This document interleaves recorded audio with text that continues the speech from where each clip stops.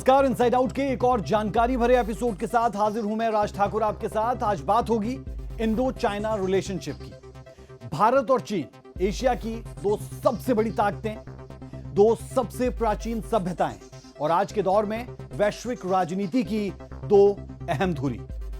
लेकिन जब बात रिश्तों की होती है तो ये दोनों देश अक्सर एक अनसुलझे सवाल की तरह सामने आ जाते हैं। एक तरफ ऐतिहासिक भाईचारे का दावा, दूसरी ओर सीमा पर सख्त सैन्य तैनाती। आपने भी जरूर सुना होगा हिंदी चीनी भाई भाई, लेकिन समय के साथ हिंदी चीनी भाई भाई नहीं, एक दूसरे के कट्टर विरोधी भी बनते रहे हैं। ऐसा नहीं है कि चीन में भारत का बाजार नहीं है या भारत में चीनी सामान की जरूरत नहीं है, लेकिन फिर भी कभी गलवान तो कभी डोकलाम दोनों देशों के रिश्तों पर गहरा सवाल खड़े करते रहे हैं। आज हम भारत चीन संबंधों की पूरी तस्वीर को विस्तार से समझने और समझाने की कोशिश करेंगे। जानेंगे इतिहास, युद्ध, व्यापार, कूटनीति, सीमाएं और सामरिक रणनीतियों के मामले में भारत और चीन कहां पर खड़े हैं, क्योंकि यह कहना सिर्फ दो देशों का नहीं बल्कि एशिया की दो महाशक्तियों की बात है, या फिर कह लें मुकाबला है। इनसाइड आउट में आज बात होगी भारत और चीन के रिश्तों की। जब इतिहास में हम एक दूसरे के करीब थे तो भारत चीन में यह दरार आई तो आई कैसे? हिंदी चीनी भाई भाई जैसे नारों के बावजूद रिश्तों में खटास की वजह क्या रही? 1962 की जंग की वजह क्या थी? 1962 की हार की जिम्मेदारी, या फिर कह लें कि इसके लिए जिम्मेदार कौन था? क्या तत्कालीन नेहरू सरकार को इसका जिम्मेदार माना जाए, या फिर आजादी के बाद भारत की आर्थिक स्थिति के चलते पराजय स्वीकार करना ही एकमात्र विकल्प था? क्या पंचशील समझौता चीन के साथ एक बड़ी भूल के तौर पर हमेशा हमेशा के लिए याद रखा जाएगा? गलवान घाटी में 15 जून 2020 को जो हुआ वो क्यों हुआ? डोकलाम और त्वांग जैसे संवेदनशील इलाकों में क्या स्थायी समाधान संभव है? क्या आज भारतीय सेना एलएसी पर चीन का सामना करने के लिए पूरी तरह से तैयार है? एलएसी को लेकर दोनों देशों की अलग धारणा क्यों है और इसका समाधान क्या हो सकता है? क्या क्वाड में भारत की भूमिका चीन को संतुलित करने में मददगार है? क्या भारत को बीआरआई यानी बेल्ट एंड रोड इनिशिएटिव का विरोध जारी रखना चाहिए या रणनीतिक ढंग से इसमें शामिल हो जाना चाहिए? चीन बार बार अरुणाचल के नाम बदलकर क्या संदेश देना चाहता है भारत को और पूरी दुनिया को? भारत की चीन पर आर्थिक निर्भरता घटाने के प्रयास कितने कारगर साबित हो रहे हैं? क्या भारतीय उद्योग जगत चीन से आयात बंद करने को तैयार है? क्या पीएलआई स्कीम चीन पर निर्भरता खत्म कर सकती है? क्या टिकटॉक, पबजी जैसे एप्स पर बैन से चीन को असल नुकसान हुआ है? भारतीय साइबर सिस्टम पर चीन से कितना खतरा है? क्या चीन भारत के सबसे खतरनाक दुश्मनों में से एक कहा जाए? भारत अमेरिका चीन का क्या कनेक्शन है? क्या अमेरिका चीन के खिलाफ भारत को इस्तेमाल करना चाहता है? क्या बायकॉट चाइना जैसे अभियान से फर्क पड़ता भी है? इन सभी सवालों के जवाब आपको मिलने वाले हैं अगले आधे घंटे में। इनसाइड आउट में तह तक जाएंगे इस मुद्दे की और आपको भारत चीन रिलेशनशिप और उसके इर्द गिर्द अमेरिका, रशिया और तमाम ताकतें कैसे घूमती हुई नजर आती है वो समझाएंगे। तो चलिए हमेशा की तरह शुरू से शुरू करेंगे। भारत और चीन के बीच सांस्कृतिक और बौद्धिक आदान प्रदान का इतिहास करीब 2000 साल पुराना है। जी हां, 2000 साल। बौद्ध धर्म ने इन दिनों देश को धार्मिक रूप से जोड़ा, तो वहीं नालंदा, तक्षशिला जैसे भारत के विश्वविद्यालय में पढ़ने के लिए चीन के भिक्षु भारत आया करते थे। फरहान और हेनसांग जैसे प्रसिद्ध चीनी यात्रियों ने भारत आकर यहां की संस्कृति, धर्म और जीवन शैली पर बहुत कुछ लिखा, जो आज स्वर्णिम इतिहास का हिस्सा भी है। 19वीं सदी के आखिर और 20वीं सदी की शुरुआत का वो दौर दोनों ही देशों के लिए मुश्किल भरा रहा। इस दौरान दोनों ही देशों में ब्रिटिश साम्राज्य का दबदबा रहा। तब भारत ब्रिटिश राज के कब्जे में था, तो दूसरी ओर चीन भी विदेशी ताकतों से ही जूझता हुआ नजर आता था। उस दौर में चीन में बॉक्सर विद्रोह जैसे आंदोलन हुए तो भारत में आजादी की लड़ाई तेज होती हुई नजर आई। दोनों मुल्कों के लोग अपने अपने अंदाज में औपनिवेशिक ताकतों से लड़ रहे थे। फिर आया वो मोड़ जब चीजें बदलने लगी। भारत को 1947 में आजादी मिली और चीन में 1949 में माओ जेडोंग की अगुवाई में कम्युनिस्ट क्रांति हो गई। एक नया भारत और एक नया चीन दुनिया के सामने आया। भारत ने 1950 में सबसे पहले चीन की नई सरकार को आधिकारिक मान्यता दी थी और दोस्ती की शुरुआत कर दी थी। इन शुरुआती सालों में दोनों देशों ने काफी कुछ साझा किया। व्यापार, संस्कृति, विचारों का आदान प्रदान हुआ। लेकिन 1950 में चीन ने तिब्बत पर अधिकार कर लिया, यानी आधिपत्य की लड़ाई में चीन ने तिब्बत को निगल लिया। भारत ने शुरुआत में इसका खुलकर विरोध नहीं किया। साल 1954 में भारत और चीन के बीच पंचशील समझौता हुआ, जिसमें आपसी सम्मान, हस्तक्षेप और शांतिपूर्ण सह अस्तित्व जैसे सिद्धांतों को स्वीकार किया गया। यही वो दौर था जब हिंदी चीनी भाई भाई जैसे नारे अक्सर अमूमन कहीं भी लगते हुए नजर आते थे। लेकिन याद रहे, ये दोस्ती ज्यादा लंबी नहीं चल पाई थी। 1962 में सब कुछ पलट गया। सीमा विवाद के चलते भारत चीन युद्ध हुआ और भाईचारे की जगह शक और तनाव ने ले ली। लद्दाख और अरुणाचल की सीमा की रेखाएं दोनों देशों के बीच कड़वाहट का एक और बड़ा कारण बन गई। 1962 का युद्ध भारत और चीन के बीच सीमा विवाद के कारण हुआ। 1962 के भारत चीन युद्ध के मुख्य कारणों की अगर बात करते हैं तो ये मुख्य रूप से अक्साई चीन और अरुणाचल प्रदेश, जिसे अब NEFA यानी नॉर्थ ईस्ट फ्रंटियर एजेंसी कहा जाता है, वहां मौजूद वास्तविक नियंत्रण रेखा यानी कि LAC की वजह से यह सब कुछ होता हुआ नजर आया। चीन ने तब लद्दाख के अक्साई चीन इलाके में एक सड़क बना ली थी, जिसे भारत ने अपनी संप्रभुता पर हमला माना। वहीं चीन अरुणाचल प्रदेश के बड़े हिस्से को अपना बताता रहा। यह तनाव 1962 तक धीरे धीरे और गहराता गया और बहुत बढ़ गया। 20 अक्टूबर 1962 को चीन ने अचानक पूर्वी और पश्चिमी मोर्चे पर हमला कर दिया। भारतीय सेना तैयारी के मामले में तब बेहद पीछे थी। चीन की सेना ने कुछ ही हफ्तों में लद्दाख और अरुणाचल के बड़े हिस्से पर कब्जा कर लिया। नवंबर में चीन ने एक तरफ युद्ध विराम की घोषणा की और पीछे हट गए, लेकिन अक्साई चीन उसके कब्जे में ही रहा और बस यहीं से शुरुआत हो गई उस बैर की जो आज तक चलता आ रहा है। इस युद्ध में भारत ने 1383 सैनिक खोए और 3968 जवान बंदी बनाए गए। चीन ने भी अपने 722 सैनिकों के मरने का आंकड़ा सबके सामने रखा, लेकिन कहा यह जाता है कि यह आंकड़ा कहीं ज्यादा था। अक्सर चीन अपना नुकसान कम ही दिखाता है। इस हार में भारत को बेहद गहरा झटका भी दिया और सबक भी सिखाया कि सिर्फ कूटनीति से सीमाएं नहीं बचती। सैन्य ताकत और रणनीति को और मजबूत करना बेहद जरूरी होता है। इसी के साथ 1959 में तिब्बत में हुए विद्रोह के बाद दलाई लामा और उनके अनुयायियों को भारत में शरण दे दी गई, जिससे चीन और भारत के बीच का तनाव और गहरा गया।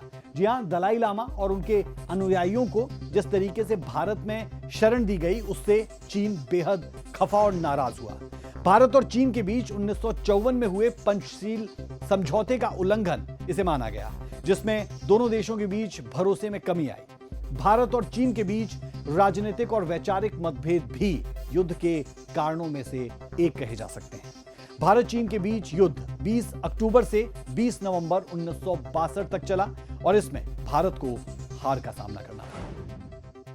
1962 के युद्ध के बाद दोनों देशों के रिश्ते लगभग 1.5 दशक तक बेहद ठंडे रहे।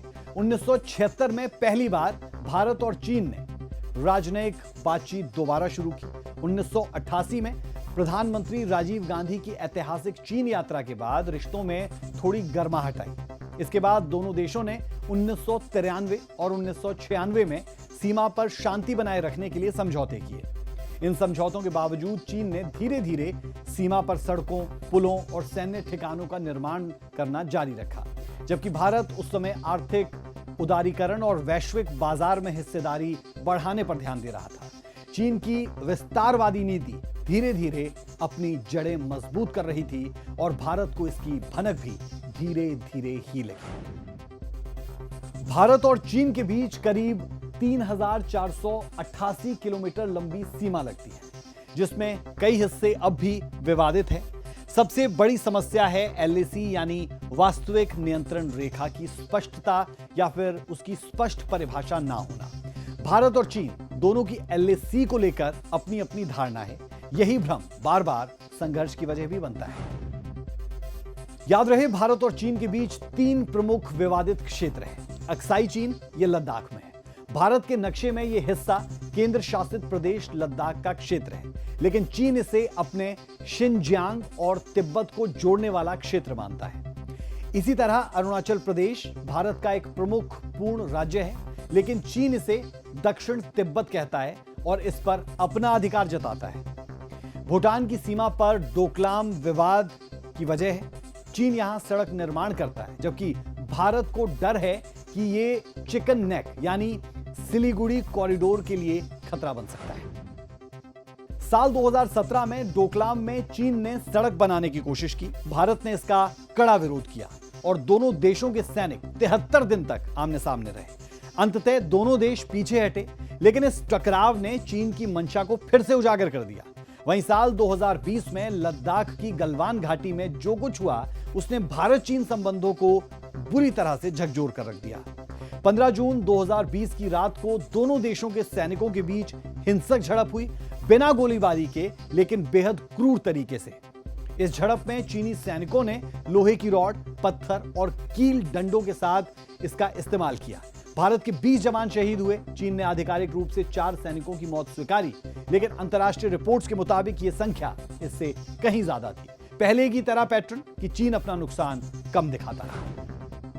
हमारे जवान जो बहुत बेहतरीन तरीके से लड़ते हैं, उनकी जो है लड़ने की क्षमता बहुत ज़्यादा है हमारे जवानों की, और वो बैटल हार्डन्ड हैं। और जो खास करके हाई एल्टीट्यूड माउंटेन वारफेयर के अंदर में हमारे जवानों का एक्सपीरियंस बहुत ज़्यादा है। आपने देखा होगा गलवान के दौरान भी चाइना के जो सोल्जर हैं उनको इतना मारा कि वहाँ पे बॉर्डर पे जाने से भी वो रोते थे, डरते थे। कई ऐसे फोटो आए कि जब उनको बॉर्डर पर भेजा जाता था तो वो जाना नहीं चाहते थे, क्योंकि हमारे जो सैनिक हैं, और एक हमारे पास एस्टेब्लिशमेंट 22 है जिसके अंदर में तिब्बतियन सोल्जर्स हैं, उनको वहाँ पर सारे रास्ते पता हैं और उनको वारफेयर करने की बहुत माउंटेन के अंदर में एक स्पेशल चाहिए। वहाँ पे लोगों का सांस फूलता है, एल्टीट्यूड में रहना बड़ा मुश्किल है। तो हमारे जो सोल्जर्स हैं अच्छी तरह से ट्रेंड हैं। हमारे पास हर तरह के जो हथियार हैं, हमारे एयरक्राफ्ट हैं, चाहे सुखोई MK-30 ले लीजिए या तेजस MK-1 है, और रफाल आ गया है, ब्रह्मोस है। तो इस तरह से ब्रह्मोस मिसाइल की कैपेबिलिटी बहुत ज़बरदस्त, जिसका जलवा अभी सिंदूर ऑपरेशन के दौरान देखा। तो भारत की सेना पूरी तरह से तैयार है किसी भी तरह का मुकाबला करने के लिए चाइना का, और ये हमारी सेना हमेशा तैयार रहती है टू फ्रंट वार के लिए। इस घटना के बाद भारत ने 300 से ज्यादा चीनी मोबाइल ऐप्स को बैन कर दिया, जिसमें टिकटॉक, पबजी, यूसी ब्राउजर, ये तमाम ऐप शामिल रही। इसके साथ ही FDI यानी प्रत्यक्ष विदेशी निवेश के नियमों में भी बदलाव किया गया, ताकि चीन की सीधी हिस्सेदारी पर नियंत्रण रखा जा सके। भारत और चीन के रिश्तों में जहां सीमा पर तनातनी का दौर है, तो वहीं दोनों देश एक दूसरे के साथ अरबों डॉलर का व्यापार भी करते हैं। चीन में भारतीय सामान का एक बड़ा बाजार है, तो वहीं भारत में चीनी सामान की बड़ी मांग है। भारत और चीन के आयात निर्यात के डेटा पर अगर गौर करते हैं, तो वित्त वर्ष 2024-25 में भारत का चीन से कुल आयात 113.45 बिलियन डॉलर यानी लगभग 9 से 10 लाख करोड़ रुपए का था, जो पिछले वर्ष की तुलना में 11% ज्यादा बताया जाता है। चीन से आयात में हर साल हो रही इस बढ़ोतरी के कारण ही पिछले 1 दशक से अधिक समय में भारत का चीन से आयात 150% से ज्यादा हो चुका है। साल 2012 में आयात का यह आंकड़ा 39.3 बिलियन डॉलर था। वहीं चीन को भारत का निर्यात 14.25 बिलियन डॉलर यानी 1 से 1.2 लाख करोड़ का ही है। 2023-24 के मुकाबले यह निर्यात 14 से 15% कम रहा। इन आंकड़ों को आधार मानते हुए भारत का चीन के साथ 2024-25 में व्यापार घाटा 99.2 बिलियन डॉलर यानी लगभग 7,30,000 करोड़ से ज्यादा का रहा है। अगर आप ट्रेडिंग वॉल्यूम्स देखें, यानी कि दो देशों के बीच में जो बायलैटरल ट्रेड होता है, उसकी वॉल्यूम लगातार बढ़ती हुई दिख रही है। और उसमें भी थोड़ी सी चिंता की बात वहाँ आती है जब हमारा आयात बढ़ता हुआ दिखता है। और चीन से अगर आने वाले सामान की हम लिस्ट बनाएं तो शायद उस लिस्ट में सामान का नाम लेने के लिए हमें 1 घंटा चाहिए। इलेक्ट्रॉनिक से लेके, प्लास्टिक से लेके, टॉयज से लेके, केमिकल से लेके, मशीनरी से लेके, इतना लंबी लिस्ट है सामान की जो चीन से आती है। तो भारत सरकार ने भरपूर प्रयास किया है। मेक इन इंडिया मुहिम जो शुरू की गई थी 2015 में, वो जो शेर बनाया गया था, उस शेर ने अब थोड़ा गरजना शुरू किया है। पर क्योंकि चीन से इतनी बड़ी मात्रा में सामान आ रहा है कि उसको पूरी तरह से रोकते रोकते अभी समय लगेगा। इंपोर्ट डिपेंडेंसी की बात की जाए तो Bharat mobile, solar panel, pharma, API, chemicals और इलेक्ट्रॉनिक्स के लिए चीन पर निर्भर है। हालांकि अब भारत की सरकार की ओर से लगातार कहा जाता है मेक इन इंडिया, आत्मनिर्भर भारत और पीएलआई यानी प्रोडक्शन लिंक्ड इंसेंटिव। इस स्कीम के तहत इस निर्भरता को कम करने की दिशा में तेजी से काम जारी है, लेकिन पूरी तरह से आत्मनिर्भर होने के लिए अभी कई सालों का सफर तय करना पड़ सकता है। सबसे बड़ा मुझे जो सोल्यूशन नजर आता है कि भारत का जो स्टार्टअप इकोसिस्टम है, आप देखें कि आम स्टार्टअप सिर्फ एक ऐप बनाता है, मोबाइल पे उसको रखता है और वो टेक्नोलॉजी बेस्ड स्टार्टअप होती है।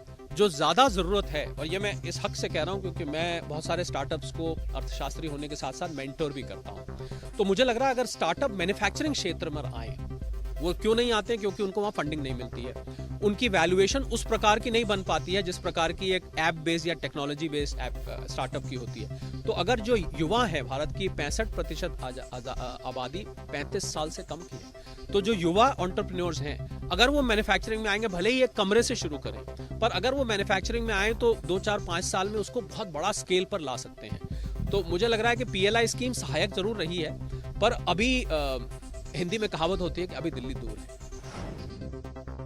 और चलिए अब बात करते हैं रणनीतिक मोर्चे की। चीन ने पिछले 1 दशक में बेल्ट एंड रोड इनिशिएटिव, जिसे शॉर्ट में बीआरआई कहते हैं, इसके जरिए दुनिया भर में अपना वर्चस्व बढ़ाया है।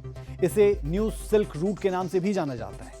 बेल्ट एंड रोड इनिशिएटिव चीन सरकार द्वारा शुरू किया गया एक वैश्विक इंफ्रास्ट्रक्चर योजना है, जिसे 2013 में राष्ट्रपति शी जिनपिंग ने पेश किया था। इसका मकसद है दुनिया भर के देशों में सड़कें, रेलवे, बंदरगाह, ऊर्जा प्रोजेक्ट्स और डिजिटल नेटवर्क बनाकर उन्हें चीन से जोड़ना, जिससे व्यापार, निवेश और राजनीतिक प्रभाव को बढ़ाया जा सके। इस योजना के 2 हिस्से हैं, सिल्क रोड इकोनॉमिक बेल्ट यानी जमीनी मार्ग, 21st century maritime silk road यानी समुद्री मार्ग। अब तक 150 से ज्यादा देश और 30 अंतर्राष्ट्रीय संगठन इसके तहत समझौता कर चुके हैं, लेकिन भारत ने इस परियोजना के लिए अभी तक हामी नहीं भरी है, इसका विरोध ही किया है, क्योंकि इसका एक अहम हिस्सा सीपीईसी यानी चाइना पाकिस्तान इकोनॉमिक कॉरिडोर भी है, जो पाकिस्तान अधिकृत कश्मीर से होकर गुजरता है, जो भारत की क्षेत्रीय अखंडता का सरासर उल्लंघन है। इसके अलावा बीआरआई को लेकर भी आलोचना लगातार होती है कि ये छोटे देशों को कर्ज के जाल में फंसाने की परियोजना है, जैसे श्रीलंका का हम्बनटोटा पोर्ट, जिसे साल 2017 में श्रीलंका ने कर्ज ना चुका पाने के लिए चीन को 99 साल की लीज पर सौंप दिया है। बीआरआई के जवाब में भारत ने अमेरिका, जापान और ऑस्ट्रेलिया के साथ मिलकर क्वाड समूह को मजबूत किया। क्वाड का मकसद इंडो पैसिफिक क्षेत्र में चीन की मनमानी को रोकना और समुद्री कानूनों की रक्षा करना है। भारत दक्षिणी चीन सागर में फ्रीडम ऑफ नेविगेशन यानी कि नौवाहन की स्वतंत्रता का समर्थन करता है, जबकि चीन पूरे क्षेत्र पर अपना अधिकार जताता है। इस वजह से दोनों देशों की सामरिक प्रतिस्पर्धा और ज्यादा बढ़ गई है। दरअसल लैंड और वाटर ही नहीं, चीन भारत के साइबर स्पेस में भी लगातार घुसपैठ करता रहा है। बीते कुछ सालों में इंडियन डिफेंस फील्ड में काम कर रहे कई प्रतिष्ठानों पर चीनी हैकर्स के साइबर अटैक बढ़े हैं। रक्षा क्षेत्र के अलावा भारत की कुछ और महत्वपूर्ण संस्थाओं जैसे बिजली ग्रिड, रेलवे, बैंकिंग, इन तमाम सिस्टम पर संदिग्ध गतिविधियों के संकेत मिले।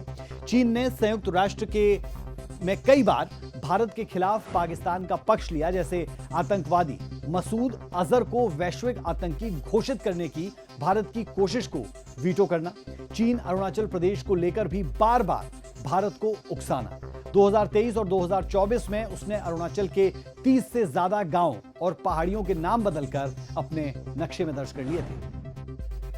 पिछले कुछ सालों में दोनों देशों के बीच बैठकों का दौर भी जारी रहा। साल 2017 में डोकलाम विवाद के बाद भारत और चीन के रिश्ते बेहद तनावपूर्ण हो गए।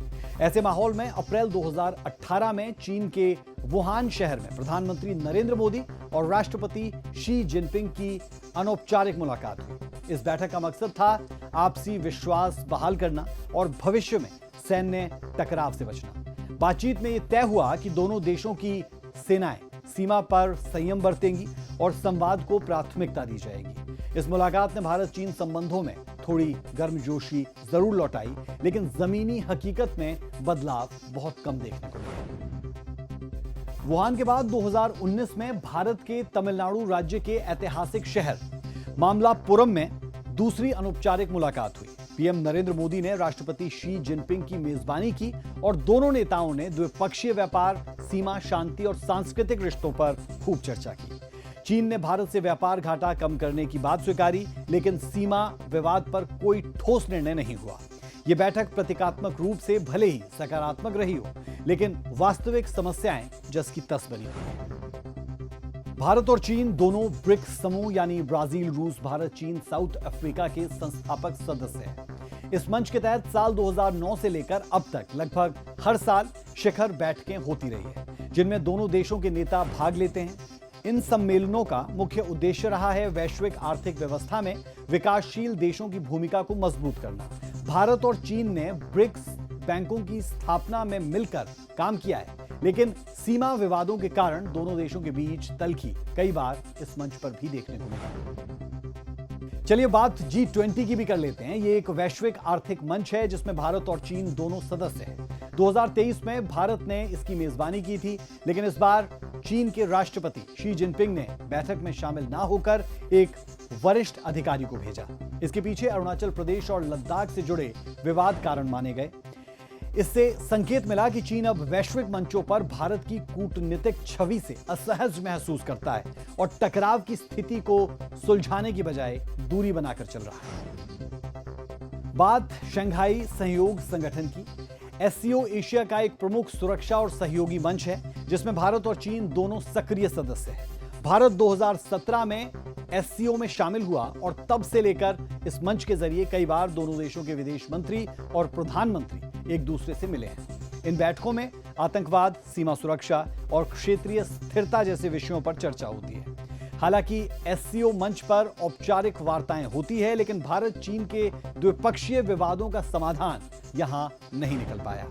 संयुक्त राष्ट्र महासभा के वार्षिक सत्र में भारत और चीन के राष्ट्रीय अध्यक्ष और विदेश मंत्री एक ही मंच पर उपस्थित रहते हैं। हालांकि ये मुलाकात सार्वजनिक रूप से औपचारिक होती है, लेकिन कश्मीर और पाकिस्तान से जुड़े मुद्दों पर चीन की नीति अक्सर भारत के खिलाफ रही है। चीन कई बार यूएन में पाकिस्तान की तरफदारी करता है और भारत विरोधी प्रस्तावों पर वीटो का सहारा लेता है, जिससे दोनों देशों के रिश्ते और खटास बढ़ती नजर आती है। पूर्वी एशिया शिखर सम्मेलन में भी भारत चीन आमने सामने आते नजर आए। इस क्षेत्रीय मंच का उद्देश्य समुद्री सुरक्षा और इंडो पैसिफिक क्षेत्र में सहयोग बढ़ाना है। भारत और चीन दोनों इसके सदस्य हैं। भारत जहां free and open Indo Pacific की वकालत करता है, वहीं चीन दक्षिण चीन सागर में अपना वर्चस्व को लेकर लगातार आक्रामक रुख अपनाता रहता है। इस मंच पर दोनों देश अक्सर परोक्ष रूप से एक दूसरे के विरोध में खड़े नजर आते हैं। इसके अलावा जलवायु परिवर्तन पर संयुक्त राष्ट्र के COP सम्मेलनों में भारत और चीन दोनों प्रमुख विकासशील देशों के रूप में भाग लेते हैं। ग्लासगो, उसके साथ साथ मिस्र, दुबई जैसे सम्मेलनों में दोनों देशों ने कार्बन उत्सर्जन में कटौती की अपनी अपनी योजनाएं पेश की। हालांकि जलवायु पर सहयोग की बात की जाती है, लेकिन चीन अक्सर भारत के प्रयासों की तुलना में खुद को आगे दिखाने की कोशिश करता है, जिससे अंतर्राष्ट्रीय मंच पर प्रतिस्पर्धा साफ दिखती है। बात RIC डायलॉग की। RIC यानी रूस, भारत और चीन का त्रिपक्षीय संवाद मंच कई बार आयोजित किया गया है। यह मंच रूस की पहल पर शुरू हुआ था ताकि तीनों देश एशिया में संतुलन बनाए रखें। हालांकि यह मंच सीमित प्रभाव वाला रहा है। लेकिन गलवान संघर्ष 2020 के बाद कुछ महत्वपूर्ण बातचीत यहां जरूर हुई। भारत ने इस मंच पर चीन के खिलाफ अपनी स्थिति को स्पष्ट किया और रूस ने मध्यस्थता की भूमिका निभाई। गलवान संघर्ष के बाद भारत और चीन के बीच वास्तविक नियंत्रण रेखा पर तनाव बहुत बढ़ गया था। इस कारण अब तक 21 से अधिक कोर कमांडर स्तर की बैठकें हो चुकी है, जिनका उद्देश्य सीमा पर शांति बहाल करना। इन बैठकों में दोनों देशों की सेनाएं फेस ऑफ इलाकों से हटाने पर सहमति, लेकिन चीन की दोहरी नीति के कारण विश्वास बहाली अब तक अधूरी रही है। 2022 से 2024 के बीच ब्रिक्स, SCO, G20 की कुछ और बैठकें हुई। 2022 के ब्रिक्स सम्मेलन में अफगानिस्तान और वैश्विक आपूर्ति संकट पर चर्चा हुई। 2023 के G20 सम्मेलन में चीन की गैर मौजूदगी चर्चा का विषय बनी। 2024 में कजाकिस्तान में हुई SCO विदेश मंत्रियों की बैठक में भारत और चीन के बीच सीमित संवाद हुआ, लेकिन कोई ठोस हल नहीं निकल पाया। भारत और चीन के बीच चर्चा कैलाश मानसरोवर को लेकर भी होती रहती है। दरअसल कैलाश मानसरोवर भारत के लिए सिर्फ एक धार्मिक स्थल नहीं है, बल्कि सांस्कृतिक, ऐतिहासिक और रणनीतिक दृष्टि से भी अत्यंत महत्वपूर्ण स्थान है। कैलाश पर्वत और मानसरोवर झील तिब्बत क्षेत्र में स्थित है, जो वर्तमान में चीन के अधिकार क्षेत्र में आता है। हिंदू धर्म में कैलाश पर्वत को भगवान शिव का निवास स्थान माना जाता है और मानसरोवर झील को पवित्र जल का प्रतीक। जैन धर्म में इसे ऋषभ देव की निर्माण भूमि माना गया है, जबकि बौद्ध धर्म में इस स्थान का आध्यात्मिक महत्व है। हर साल हजारों भारतीय श्रद्धालु कैलाश मानसरोवर यात्रा पर जाना चाहते हैं, जो भारत की धार्मिक आस्था का एक प्रमुख प्रतीक बन चुका है। कैलाश मानसरोवर भारत तिब्बत सीमा के पास है। लिपुलेख पास के जरिए ये उत्तराखंड से जुड़ा हुआ है। भारत चाहता है कि हमारे श्रद्धालुओं को इस पवित्र स्थान तक बिना रोक टोक जाने की अनुमति मिले, लेकिन चीन इस जगह पर कब्जा किए बैठा है। क्योंकि ये रीजन तिब्बत ऑटोनोमस रीजन यानी TRA में आता है, जो चीन के अधीन है। भारतीय तीर्थयात्रियों को कैलाश मानसरोवर पहुंचने के लिए चीन की अनुमति, वीजा और स्पेशल पास की जरूरत होती है। भारत और चीन के संबंध जब बेहतर होते हैं तब चीन यात्रा की अनुमति देता है, लेकिन जब सीमा पर तनाव बढ़ता है तो चीन इस यात्रा को रोक देता है। साल 2020 में गलवान घाटी में हुई झड़प और कोविड-19 महामारी के बाद से यात्रा 4 साल तक स्थगित रही। हालांकि अब यानी 2025 से कैलाश मानसरोवर यात्रा एक बार फिर से शुरू की जा रही है। भारत और चीन के बीच हाल ही में हुई कूटनीतिक बैठकों में इस पर सहमति बनी है। भारत चाहता है कि यात्रा हर साल नियमित रूप से हो, ज्यादा श्रद्धालुओं को अनुमति मिले और बुनियादी ढांचे में भी सहयोग किया जाए। इसके लिए भारत ने अपने हिस्से में सड़क निर्माण जैसे काम भी तेज किए, खासकर लिपुलेख पास तक पहुंचने को और मजबूत किया। कोई चीन का डर नहीं है। आपको मैं बात बता दूं अभी कि वाइब्रेंट विलेज बनाए हैं भारत ने जो वाइब्रेंट विलेज, और वो 2022-23 के फाइनेंशियल ईयर से 2025-26 तक के लिए बनाए 662 वाइब्रेंट विलेज हैं, लगा के लद्दाख, हिमाचल प्रदेश, अरुणाचल प्रदेश और सभी एरिया के अंदर में, और उनको सब तरह की सुविधा दी जा रही है। 1,42,000 लोग वहाँ पर रहते हैं इन विलेजेस के अंदर में, जिससे कि वो उनको सब तरह की रेल, रोड, बिजली, पानी और कम्युनिकेशन सब चीज़ों का एक वो दिया हुआ है, जिससे कि वहाँ से लोग हटे ना, माइग्रेट नहीं करें। वहाँ पर जब दुर्गम स्थिति होती है, खाना नहीं मिलेगा, पानी नहीं होगा या स्थिति होती है प्रॉब्लम, लेकिन उसको डेवलप करने के लिए भारत सरकार ने $570 मिलियन का खर्चा किया है, और ये एक बहुत सफल है। और क्योंकि चाइना भी इस तरह की वहाँ पर डेवलपमेंट कर रहा था, तो भारत ने कर दिया। अभी हमारे विलेजर वहाँ डट के रहते हैं, किसी तरह की घबराहट नहीं है, उनको हर तरह की सुख सुविधाएं हैं और भारत सरकार इस पर बहुत ध्यान दे रही है। तो कह सकते हैं कि भारत और चीन के बीच का रिश्ता विश्वास से ज्यादा रणनीति का है। दोनों देशों के बीच बातचीत जरूरी है। भारत का हर मोर्चे पर सतर्क रहना उससे भी ज्यादा जरूरी है। दोनों देशों के बीच शर्तें बराबरी पर होनी चाहिए। व्यापार क्षेत्र में भी बराबरी जरूरी है, जिसके लिए भारत का चीन पर निर्भरता को घटाना बेहद जरूरी है। इनसाइड आउट के आज के एपिसोड में इतना ही। कल फिर होगी मुलाकात एक नए टॉपिक के साथ, जिसकी तह तक जाकर आपके सामने रखेंगे उसका पूरा इनसाइड आउट। इजाजत दें, नमस्कार।